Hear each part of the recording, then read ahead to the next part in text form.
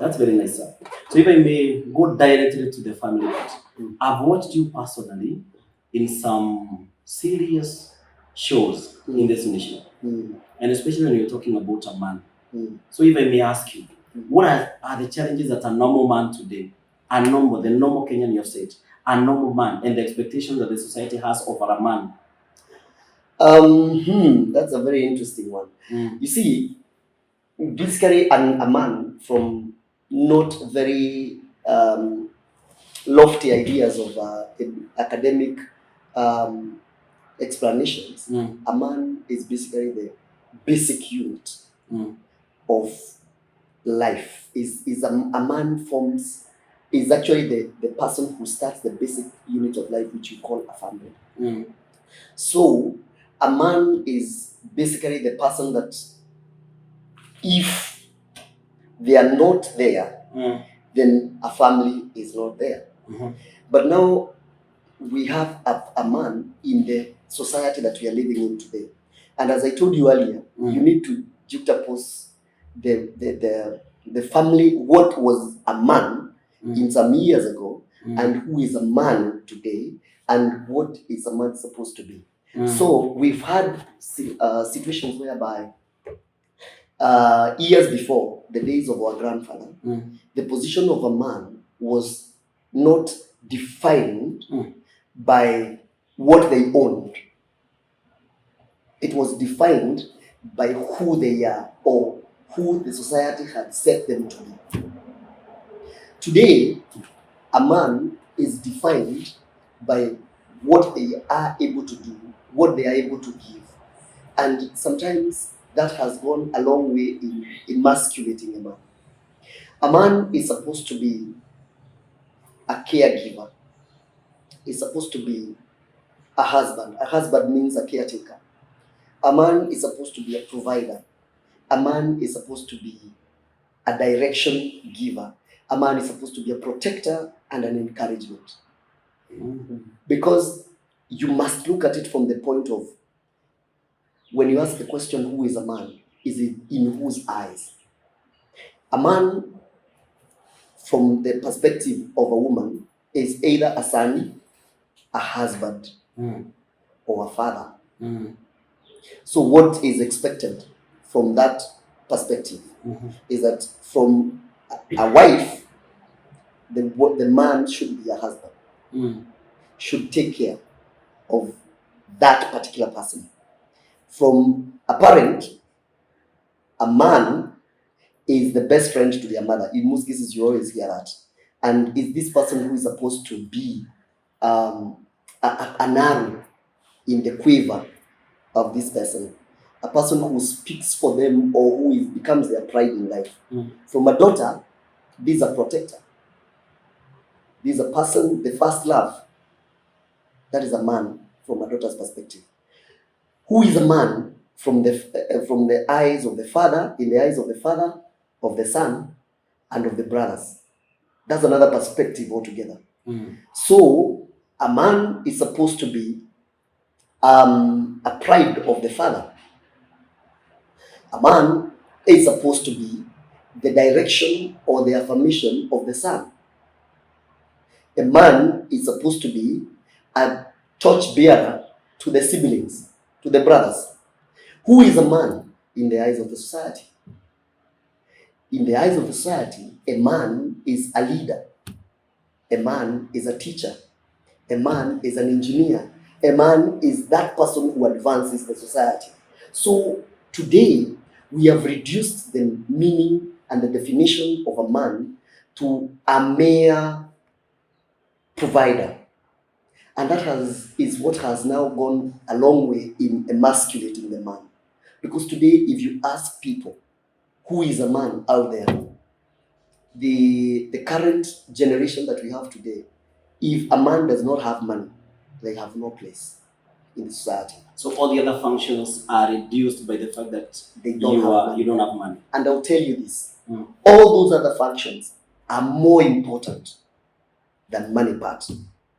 Money is just an enabler. It just greases the other functions. But it is not money that defines the other functions. Mm. It is those other functions that I mentioned earlier must determine the issues of money. But the society, unfortunately, the society we live in, money has become everything. And this is now what has caused a lot of problems. And I'll tell you this without mincing my words. The value of a man has diminished in the younger generations, in the generations between, in both men and women, in the generations between 18 years to around 45 years.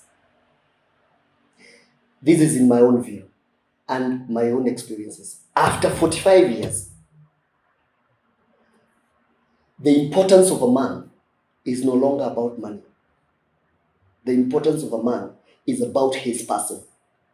After 45? After 45 years. The importance of a man to the society is about his person. Because these are the people now you'll find everybody asking, can you come for my dowry? Not to bring money. Can you stand with me in my dowry? Can you take my son for initiation? Can you come and talk to my people? It's no longer about your money. It's about your position as a man. So you could not be having as much money as the society would want. But if a man is upright and is able to dispense these other functions in the society, a lot of them are found very valuable. Actually, there's a saying that says men are not valuable in marriage. But they say the importance of a man, if you want to know how valuable a man is, whether he has money or not, ask single mothers. Because there's a place of a man. When somebody knocks in the evening, who opens the door? Who talks out? Who goes to chase whatever it needs? Who fixes those other things? So a man is bigger than just money. But unfortunately, in the urban life, especially the urban life that people are living, money have replaced men. Why? Because somebody with money will pay somebody to do what their man would have done. But they cannot replace the functions of a man and the warmth and the love and the affirmation and the care that a man gives. There is this conversation going on about men, that the modern man today, like you now, you need to carry the keys to your home, your house, wherever you are going. Because when you come at midnight, you're expected to open for yourself. Yes, because unlike, you see also, we must also, as a society, we must also be alive to the ever-dynamic changing times of life. And among us them is that we are no longer living in the village settings where you would come, our grandfathers would come and they would shout from the door and everybody would go scampering. That is a bit archaic. Today we are living in a society where everybody is doing things in life. And your wife or the woman that is living in that house, whether your mother, your sister, or your wife, they are also engaged in other activities in society. So it is not good, or rather it will be very selfish of you to expect that everybody should stay awake waiting for you to arrive home at 1 a.m. in the morning, and they are engaged in other activities. They are going to school in the morning, they are going to work also in the morning. They are doing, in as much as you are doing whatever you're doing, you must also allow people that space. It is very, very important. Actually, I find it as a progressive man who carries keys to his house, so that when you come home late, you don't have to wait. A man who knows how to use a microwave. Yes, those are skills that we were taught when we were young. A man can make, who can fix ugali. A man who can do all manner of things. This does not mean that it is coercion. It's something that you do because you are a responsible person. It should not define your masculinity. If your masculinity is defined by the role you play in your house, in terms of what we call today gender role, then you may not find yourself very progressive. Your role should be, as a man, your biggest role should be defined by how successfully you are able to guide your family towards a life of success, both in character, academics, and social. So, the modern woman today expects me to provide. I am expected to provide, and that's how I personally feel. If I'm providing for my woman or to my woman's need, I feel so much a man. How about then when I also expect to be served, like in the days of old? I also expect them to be served so that I may feel that she's also valuable. Because for me, I don't think I would take the value of a woman to be in the kind of money that she's bringing into the house. Or are we as men failing by expecting our women to provide for the things that we ought to be providing for? How do we strike a balance there? You see, the problem is what I said earlier, that the people have taken what the society accentuates as to be what defines life. Roles of a man and women are defined by the very nature that created us. Mm-hmm. So it is, I would want to say this without fear of contradiction, that a woman was created in a way that he has natural proclivities, and a man was created in a way that he has natural leanings. A woman by nature, a wife by nature, loves to take care. A woman is a caregiver. A man is a leader. Women, they lead through influence. Men lead through dominance. But this dominance does not necessarily mean lording over people. It's by leading. A woman will value 1,000 shillings given to her by the husband, in as much as she's earning 200,000 shillings a month. Because the nature of a woman is that they feel valued by receiving. So it's not basically about gold digging as some people would put it. There's something within a woman that yearns to receive from the husband.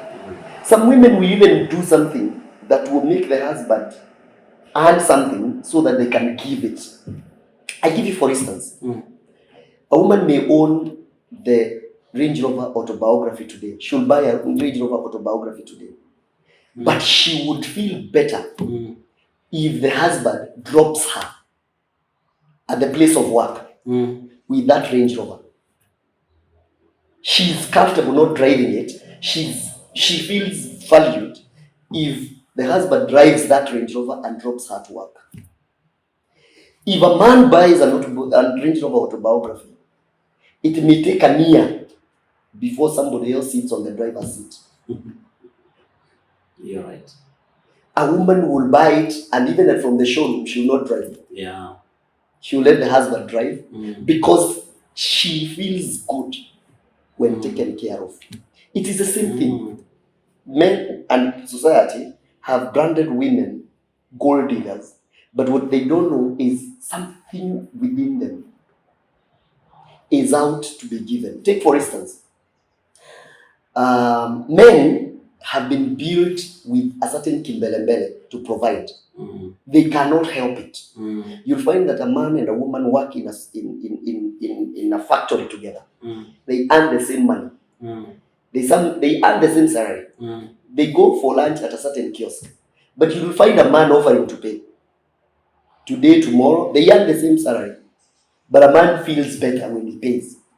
Because it's something built within a man. And this one, sir, cuts even across the animal kingdom. This is the thing. I actually tell people, if you want to understand men, you need to study primates. A primate is anything that stands on its two legs and it has its eyes facing forward, if I remember correctly from my biology classes. And you'll find that those are the traits that male will want to provide. That male would want to be the dominant. It is not about any other, and there is no confusion whatsoever. You'll never find a female lion or a lioness wanting to play the role of the big lion. It is nobody is there to say you are gold digger, you are what you are. Everybody, because instinctively they play their role. So the society that we have today will be a much better society if everybody understood. Today, a man, and I'm talking about a man who is responsible, you should not care what your wife brings home. Mm-hmm. If she's responsible enough, because I'm expecting everybody to be responsible here, she'll find value in being part and parcel of what is happening in the family. And so she can actually tell you, amongst the things that we do, allow me to be doing this. That is a responsible woman. A responsible man is a man who will not sit back expecting that that woman should do that. So when two responsible people come together, they share responsibility. But if as a man you sit down and you lord over your wife that you must do A, B, C, D, you are actually abdicating your role. You are actually giving what is your role to somebody else. Likewise, women must also understand that there's no amount of I love you you can tell to a man and they feel loved. Men do not understand the language of I love you. You see, a woman will say, I know a certain lady, a preacher who says that it doesn't matter whether you are lying or not. You just say to us, you love me. I'll feel good. A woman will not care whether you mean it or not, but they would expect you to say, I love you every day and maybe twice on Sunday. A man does not feed on that language. A man feeds on respect. The only language that a man understands as love is respect. So I am sorry to tell women that it doesn't matter how many times you say I love you to a man. It's just like a gong, sounding gong. What matters to a man is if I'm seated in my sitting room and I say I need a glass of water, the speed with which I receive that glass of water is what spells out to me the level of respect or the level of what you'd call love, because that's what we understand. If you tell me I love you, I love you, but you talk back to me, it's nothing. Now that you've brought it out, so they say beauty fades, but there is a beauty of submission that does not ever fade in a woman. Like there is a beauty, there is a glow that a submissive woman, an obedient woman brings out in a family. What would you have to say about that? I would not want to have a talk like that appears subjective to women, because when people talk about submission, sometimes it appears a subjective topic. What I say is, when everybody behave the way they are supposed to behave, natural proclivities towards social behaviors should accentuate, should be propped, would naturally prop up. What do I mean? If a woman who is a responsible, mature woman feels loved, they don't need to be told to submit, or what you call submit. Because to be submission means just treating somebody with respect. If a man, responsible man, is treated a way a man should be treated, he will not need to be compelled to do what a responsible. So, in a nutshell, what you are saying is there is something like a chain reaction. A loved woman will submit, and then the love, it's kind of a cycle that comes from a man to woman to man to woman, and the wheel turns. You see, we usually say the man is the head. Yeah. So the relationship between a man and a woman is a relationship that it's not basically reciprocal, but that cascades. That a man must be. You see, what Apostle Paul exhorted the people about, that a man should love a woman as Christ loved the church. And the wife should submit to a man. Why? Apostle Paul was talking about those things that are not natural in people. A man has not been created or nurtured to love. So the Bible, Apostle Paul had to command man to love. A woman left to her own devices is not submissive. She had to be commanded to submit.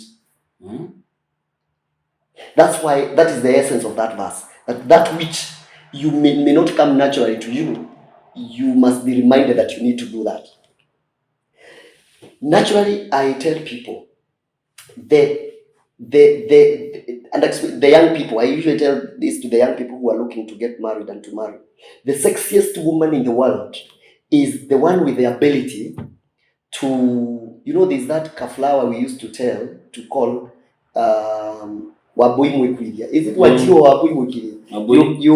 You touch it and it just regoyas.